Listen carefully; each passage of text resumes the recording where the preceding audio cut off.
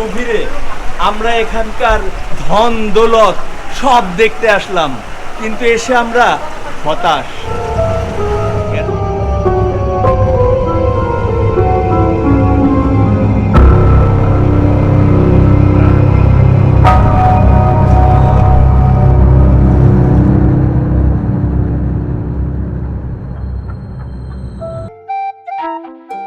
স্বপ্ন যখন পাহাড়কে ছোঁয়ার, তখন পথের ক্লান্তিও যেন এক আনন্দ। আমাদের দেবতা খুন সিরিজের প্রথম পর্বে আপনাদের সবাইকে স্বাগতম। আমাদের যাত্রা শুরু হয়েছিল ঢাকার আরামবাগ বাস স্ট্যান্ড থেকে। ইম্পেরিয়াল এক্সপ্রেসের নন এসি বাসটি রাত 9টা 30 মিনিটে ছাড়ার কথা থাকলেও বৃহস্পতিবারের সেই চিরচেনা যানজটে বাস পৌঁছতে পৌঁছতে বেজে গেল 10টা 40। অবশেষে 10টা 50 মিনিটে আমাদের বিলম্বিত যাত্রা শুরু হলো বান্দরবানের উদ্দেশ্যে।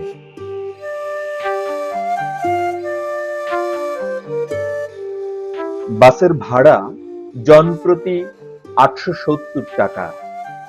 কোন রকম ঝামেলা এড়াতে আমরা ঢাকা থেকেই আসা যাওয়ার টিকিট কনফার্ম করে নিয়েছিলাম, যার মোট খরচ পড়েছিল 1740 টাকা। এখন মাত্র আমরা কাঁচপুর ব্রিজ পার হলাম। আজকে অনেক লেট করে বাস আসছে, যে কারণে আমরা নিজেরাও লেট করেছি, দৌড়ে এসে বাসে উঠেছি। এখন কাঁচপুর ব্রিজ পার হয়ে, চিটাগাং রোড পার হয়ে, কাঁচপুর ব্রিজ পার হয়ে আমরা মদনপুরের দিক দিয়ে এগিয়ে চলছি। আমাদের বাস হলো ইম্পেরিয়াল বাস।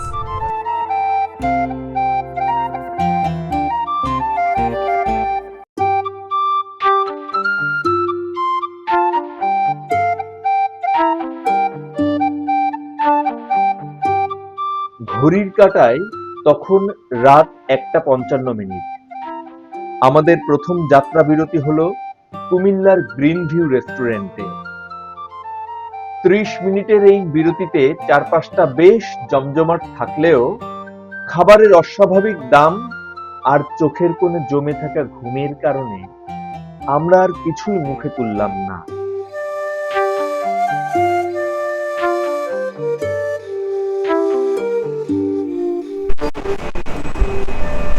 এটি হলো সেই গ্রিন ভিউ রিসোর্ট। এখান থেকে আমাদের যাত্রা বিরতি চলছে। যাত্রা বিরতি শেষে আমরা আবার রওনা হচ্ছি বান্দরবানের উদ্দেশ্যে। আমাদের এপিসোড এবার এটি পার্বত্য চট্টগ্রামের গহীন অরণ্যে এবারের ভ্রমণ হবে আমাদের। সেই ভ্রমণ পর্বগুলো দেখার জন্য আপনাদেরকে আমন্ত্রণ জানাচ্ছি। দেখতে থাকুন, চোখ রাখুন। রাত 2টা 25 মিনিটে বাস আবার গর্জে উঠল বান্দরবানের পথে। এখন বাজে 6:14, সকাল 6:14 বেজে গেছে। আমরা এই ইম্পেরিয়াল বাসে, নন এসি বাসে বান্দরবান শহরে এসে পৌঁছে গেলাম। বান্দরবান ভোর 5টা 40 মিনিট আমরা এসে পৌঁছালাম বান্দরবান কেন্দ্রীয় বাস টার্মিনালে।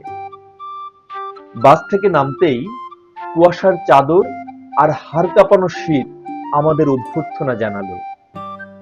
শীতে কাঁপতে কাঁপতেই প্রথম দর্শনে বান্দরবন শহরটিকে মনে হলো এক অপরূপ মায়াপুরী।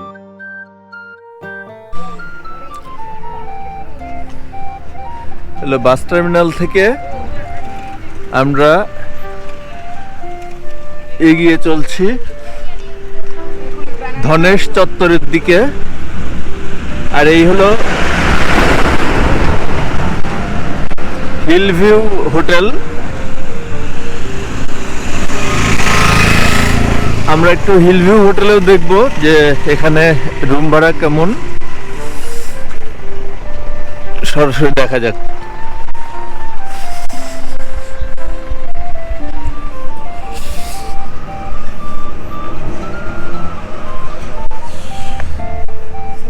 ওয়ালাইকুম সালাম। জি জি, হোটেলে কি রুম আছে?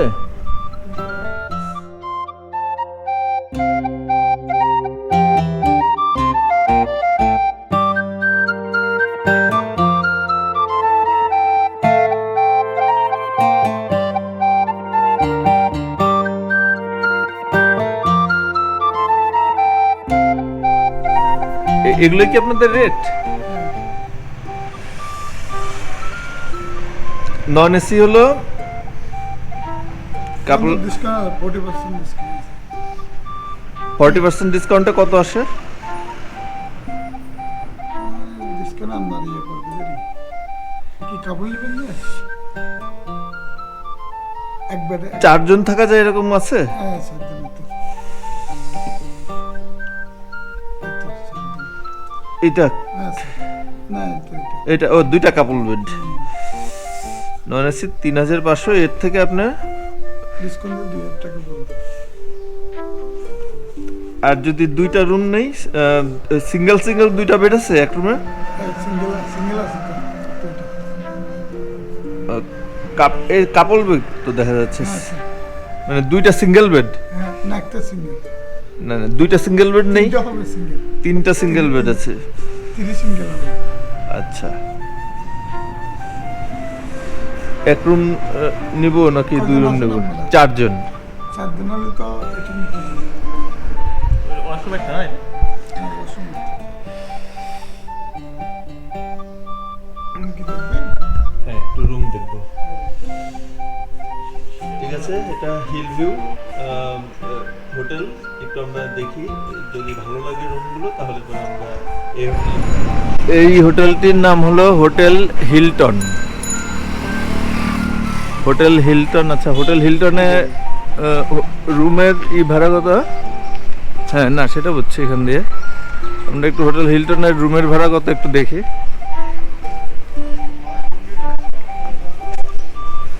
রিসেপশন কি এখানে? হোটেলের রিসেপশন কি এখানে?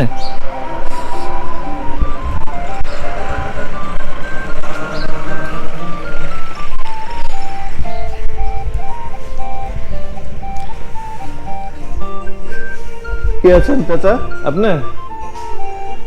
কত রুম ভাড়া কত নন এসি? 2 জন এক রুমে।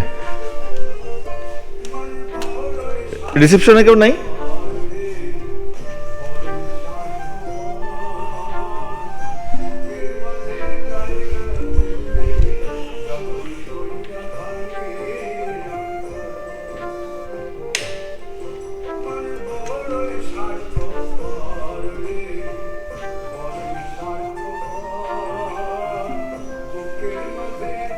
Room rate non AC?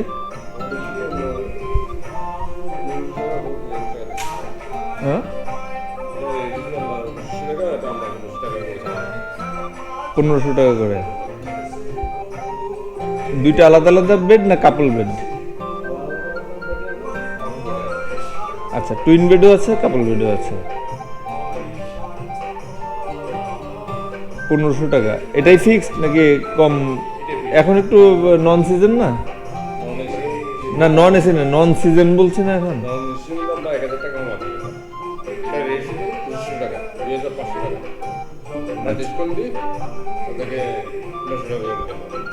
আচ্ছা, বুঝতে পেরেছি।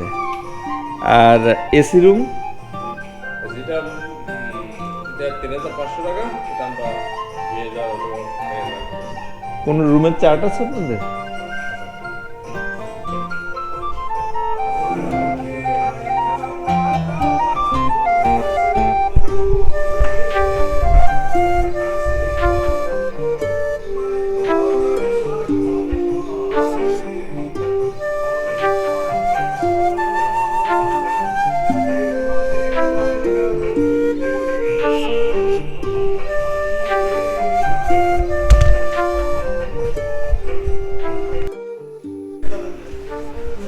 ফাইনালি আমরা হোটেলে চেক ইন করতে যাচ্ছি।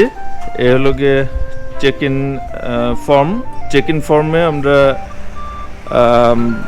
1000 টাকা করে, যেহেতু এখন সিজন না, মানে নন সিজন, সেই জন্য এখন আমরা 1000 টাকা করে একটি রুম পেলাম। রুমের সাইজটি রুম নম্বর 411। আমরা দেখি রুমে গিয়ে রুমের স্ট্যান্ডার্ডটা কেমন পাচ্ছি একটু দেখি। এই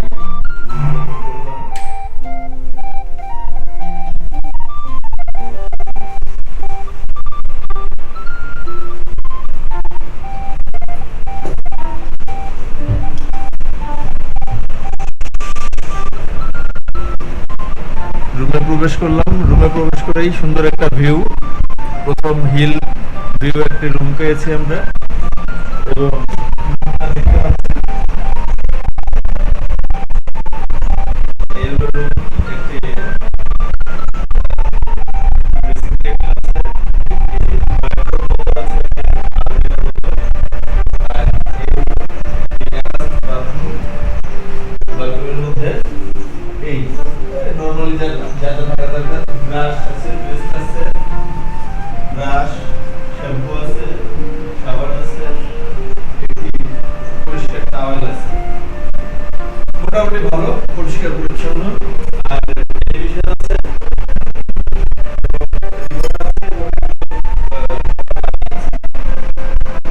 খাবার পানি আছে, দুজনের খাবার।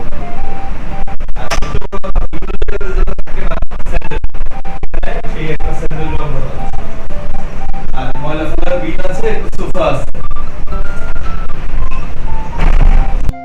রুমে চেক ইন করে ফ্রেশ হয়ে আমরা বেরিয়ে পড়লাম আমাদের পরবর্তী মিশনের জন্য।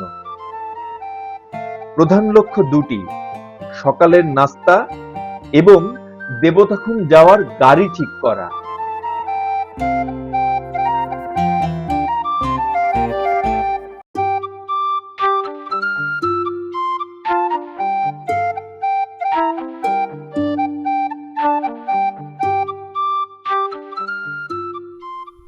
এটা হলো ধনেশ চত্বর। ওই যে ধনেশের মডেলটা দেখতে পাচ্ছেন।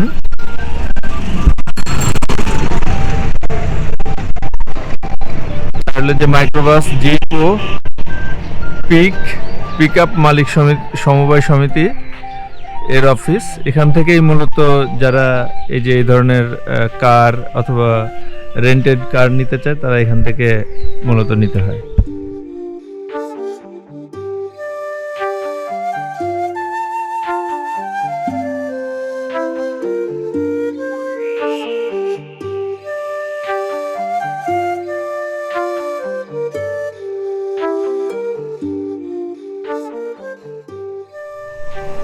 আপনার কি গাড়ি আগে সেটা? এটা না, আমাদের চারজন, আমরা চারজন হলে 8 জনের গাড়ি পারফেক্ট হয় কিভাবে? আচ্ছা, বুঝতে পেরেছি। তো এইরকম একটা জিপ কত হবে? আমাদের এখানে আপনার দেবতারকুম ভাড়া আছে 4,500 টাকা, দেবতারকুম কচ্ছপতলি পর্যন্ত। হ্যাঁ, কচ্ছপতলি থেকে আরো 3 কিলো আমরা দিয়ে আসি বা নিয়ে আসি, ওখানে 1,000 টাকা নিয়ে আপনি আমাদের 500 টাকা দেবেন, 5,000 টাকা যাওয়া আসা আপনার সারাদিন যতক্ষণ আপনাদের লাগে ততক্ষণ আমরা আপনাদের সময় দেবো। আচ্ছা। আর হলো এটা হলো গিয়ে দেবতাখুম কতক্ষণ লাগবে যেতে? দেবতাখুম আমাদের এখান থেকে 40-45 মিনিট লাগবে। 40-45 মিনিট। ওখানে যে আবার গাইড নিতে হবে, ফর্ম নিতে হবে, হ্যাঁ, সেটা বুঝতে পেরেছি। সেটা তো বোধহয় ইয়ে থেকে, বাজার থেকে নিতে হয়। বাজার থেকে গাইড। কচ্ছপতলি বাজার না, তার আগে যে রোয়াঞ্চড়ি থেকে? ও, এখন সব কচ্ছপতলি চলে গেছে। তার মানে আমরা রোয়াঞ্চড়িতে দাঁড়াতেই হবে না টোটালি, ও কচ্ছপতলিতেই চলে গেছে। ও আচ্ছা, বুঝতে পেরেছি। আপনার নাম কি? হ্যাঁ, কবির হোসেন ভাই। আচ্ছা, কবির হোসেন ভাই হলো গিয়ে আপনার তাহলে এই গাড়ি যদি সারাদিনের জন্য নিতে হয় 4,000 টাকা। 4,500 টাকা আপনাদের ভিতরে নামাই দিলে আবার নিয়ে। আচ্ছা, আর ইসে যদি কেওক্রাডাং পর্যন্ত কি যায় আপনাদের গাড়ি? কেওক্রাডাং কত আপনাদের যাওয়া আসা?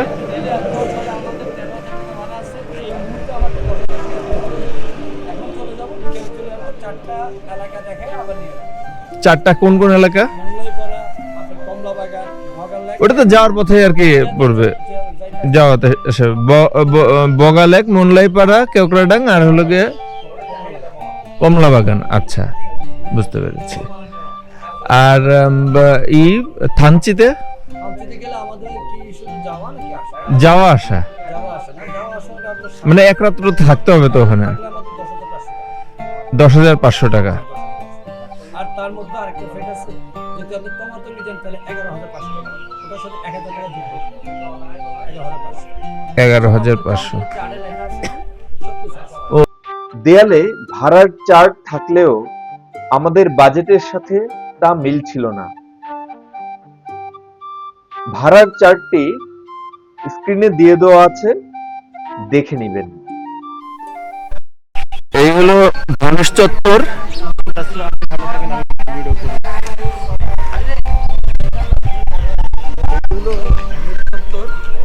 এই ধনেশ চত্বরের পাশেই যে যাত্রী সেবা যাত্রী ছাউনি অবস্থিত এবং তার পাশে হিলটন হোটেলটা আছে। এর পাশেই যে ধনেশ চত্বরের এখানে আমরা আজকে গাড়ি ঠিক করব। এখান থেকেই দেখি কোথা থেকে এই গাড়ি নেই নাকি আমরা সিএনজিতে নিব, সেটা একটু পরে আমরা নির্ধারণ করবো। আর এদিকে তো আসুন, এই যাত্রীদের যে রাস্তাটা চলে গেছে এটা হলো আপনার থানচির যে বাস স্ট্যান্ড। থানচি বাস স্ট্যান্ডটা এই সামনে এদিকে অবস্থিত। আর আমরা এখন একটু সামনের দিকে চলে যাব। এইদিকে হলো আপনার ট্রাফিক মোড় এবং শহর, মূলত মূল শহর, যে শহর থেকে আমরা এখন খাওয়া দাওয়া করবো। খাওয়া দাওয়া করে তারপর আমরা সিদ্ধান্ত নেবো আমরা কি আজকে দেবতাপুর যাবো না কেওক্রাডাং যাবো এবং চাঁদের গাড়িতে যাবো না সিএনজিতে যাবো, সেই সিদ্ধান্ত আজকে আমরা কিছুক্ষণ পরে নেব। দোমেনা গিয়ে আমরা চলে আসলাম ট্রাফিক মোড়ে সিএনজি স্ট্যান্ডে। চেষ্টা করলাম সেখানে কোনো সিএনজি পাওয়া যায় কিনা এবং কথা বললাম কয়েকজন সিএনজি ড্রাইভারের সঙ্গে। দেবতাপুর একেবারে আপনাদের বাজার তাহলে পরে ওই একেবারে যে লাস্ট পর্যন্ত যাওয়া যায় কত? এখন আপনাদের কি কোনো সিরিয়াল আছে নাকি? হ্যাঁ, অবশ্যই আছে। আচ্ছা, কি এখন সিরিয়াল আছে?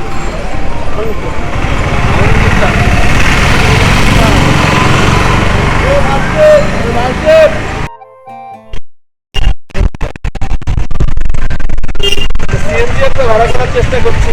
আমার যারা অন্য ইউটিউবার বন্ধুরা গত সপ্তাহে 1500 টাকা করে ভাড়া এখান থেকেই গিয়েছে, আজকে আমার কাছে 2000 টাকা চাচ্ছে। শুরু করেছিল এরা আমার কাছ থেকে 2500 টাকা 3000 টাকা, এসব যাবে না। পরে এখন শেষ পর্যন্ত 2000 টাকা করে বলছে, তারপরেও আমার এক্সপেকটেশন অনুসারে হচ্ছে না। কেন এরকম ভাড়া এত আপ ডাউন করবে?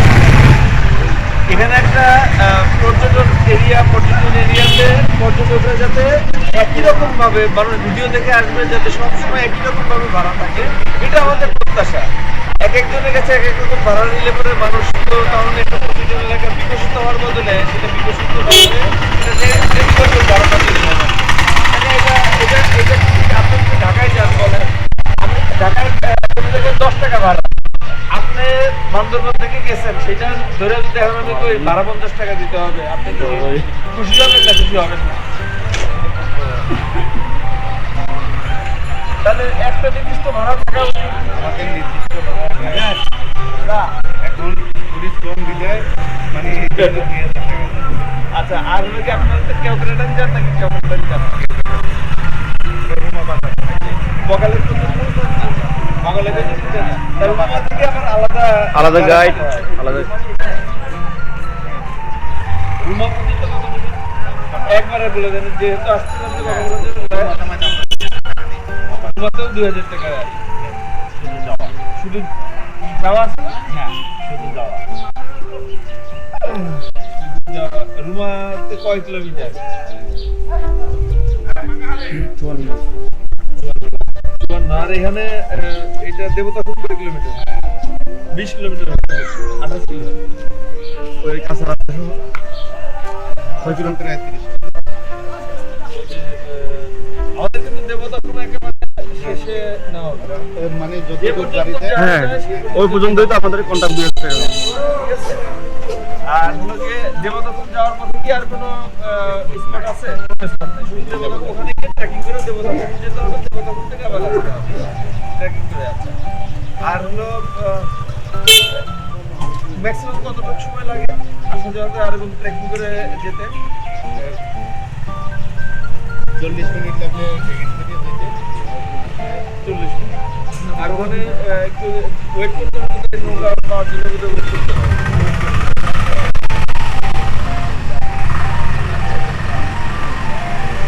ঠিক আছে, তাহলে বড় ভাই হিসেবে আমি তাহলে কি করি, আর 200 টাকা আমরা কম দিব। ঠিক আছে, চলেন। তাহলে পরে আপনাকে নিয়ে আমরা এবারে পর্বটা সাজাচ্ছি। আগের বার আমি যে বাস ধরে কাকে আসছিলাম তখন নাসির নামে নাসির আছে না এখানে? ওকে নিয়ে আমরা থাকতে গেছিলাম। ও নতুন নতুন ভালো হয়েছে। কল দিলে পরে ওষুধে কম দেবে 1500 টাকার মধ্যে। আরে যাক, আপনার সাথে দেখা হয়ে গেছে। আমি দেখি তাহলে পরে আপনাকে নিয়ে আমরা আমাদের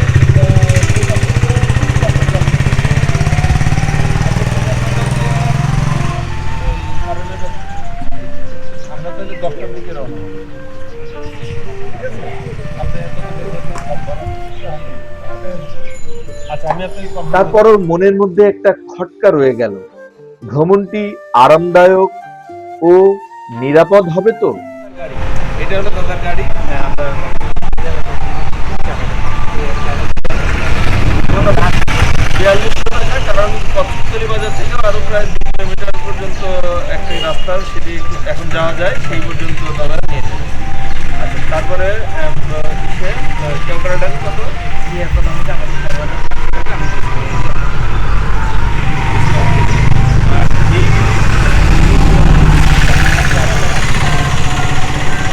ডিসকাউন্ট দিয়ে কত করবে? ডিসকাউন্টে মনে করেন এটা 200 টাকা, 7,000 টাকা আছে। তাহলে আর যদি 2 দিন আমরা টোটালি আপনাকে রাখি, তাহলে একবারে ফাইনালি কত হলে পরে আপনি আমাদেরকে দেবদাখুম আর হলো গিয়ে কেওক্রাডাং নিয়ে যাবেন? 15,000 টাকা। আপনার নাম্বারটা একটু বলেন। 01555 044 846। আপনার নাম কি দাদা? শাহ আলম। শাহ আলম দাদার সাথে যদি আমরা যাই, যদি আমরা সিদ্ধান্ত নেই, তাহলে পরে 2 দিন এই দেবতাখুম কেওক্রাডাং আমরা কভার করবো। কেওক্রাডাং যাওয়ার কথা বকালে করবে, তারপরে রায়পাড়া পড়বে, দার্জিলিং পাড়া পড়বে, এবং আরো বিভিন্ন স্পট আছে, এগুলোর নাম যেখানে দাঁড়াবেন ঈশ্বর বাগান, কমলা বাগান টাগান, এগুলো সব। কিছুক্ষণ পরে সেখানেই পরিচয় হলো জিপ ড্রাইভার শাহ আলম ভাইয়ের সঙ্গে। তার অমায়িক ব্যবহার আমরা আশ্বস্ত হলাম এবং 2 দিনের জন্য একটি প্যাকেজ ঠিক করলাম। প্রথম দিন আমাদের গন্তব্য হবে দেবতাখুম এবং সেটি 3000 টাকা, এবং দ্বিতীয় দিন ডে লং ট্রিপে আমরা যাব কেওক্রাডং, অর্থাৎ বান্দরবন থেকে কেওক্রাডং এবং কেওক্রাডং থেকে বান্দরবন ফিরে আসা। অর্থাৎ প্রথম দিন 3000 এবং দ্বিতীয় দিন 10,000, সব মিলিয়ে 13,000 টাকায় আমাদের বাহন চূড়ান্ত হলো।